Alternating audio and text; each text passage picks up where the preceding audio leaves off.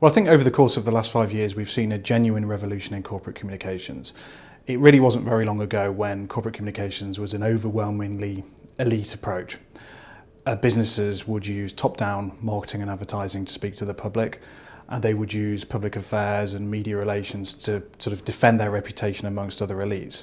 And the public, whilst they were taken seriously, they never actually had a voice in which they could sort of push back and help to shape the reputation of that business. So it was a very elite model. With the rise of the web and particularly social media, the voice of the public has really come to the fore like we've never seen before. So if you think about not just social media platforms like Facebook or Twitter, but also things like the comment threads of national newspaper articles or even the blogs that people are setting up themselves or specialist sort of consumer websites, the public voice really now is perhaps the single most dominant one in how businesses are seen.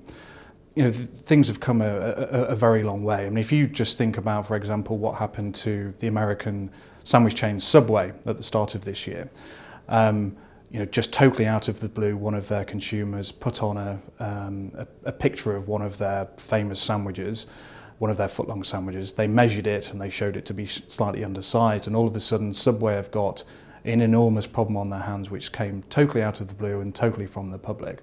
And I think this sort of challenge is happening all the time now, where the public are really sort of shaping the reputation of businesses sort of in collaboration with those businesses in giant public conversations. So this truly is a democratic revolution within communications. Well, this stuff isn't just theory. I mean, this is making a really big difference to what happens to businesses actually on the ground as their reputations are being formed. So businesses are being dragged into public conversations which are very fast moving, they're very emotional, and they're very aggressive, and they're also permanent. And I think in this way, corporate communications has actually for the first time become like political communications, and they are dragged into this sort of, as I say, very fast moving public debate. So in the past, I think businesses were able to sort of take probably a rather relaxed, sort of longer term view about their corporate communications.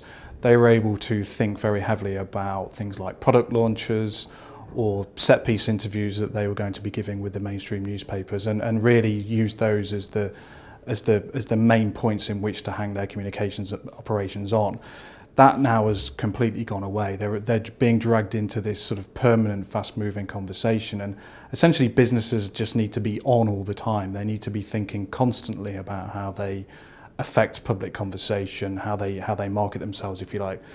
So again, if you imagine that you're an airline that's trying to communicate in modern Britain, again, in the past, you might have been able to use a major advertising campaign in which to shape opinion around your in-flight service, or you might do a major interview with a newspaper to talk about your new pricing structures or something like this. And you can still do those to an extent, but if you've now got large numbers of people on Facebook or on Twitter all saying that your service is terrible, your prices are too high, everything's always delayed, your website doesn't work, then all the advertising in the world and all the great media relations in the world are going to mean nothing, because this conversation that's taking place really now does matter to businesses and really does affect their reputations. There needs to be a really significant change in the way businesses communicate in modern Britain.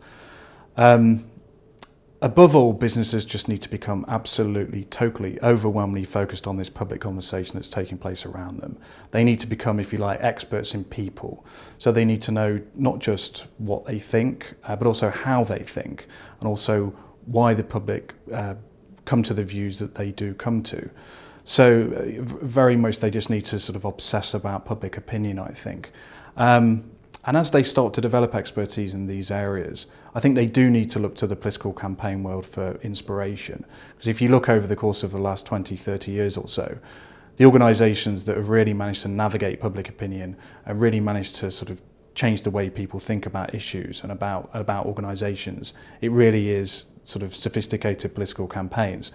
Now, a few things come to mind that businesses should be particularly looking towards. The first is much better testing and targeting. So the best political campaigns know exactly who it is that they want to target. They know exactly who the most influential people are in their debate.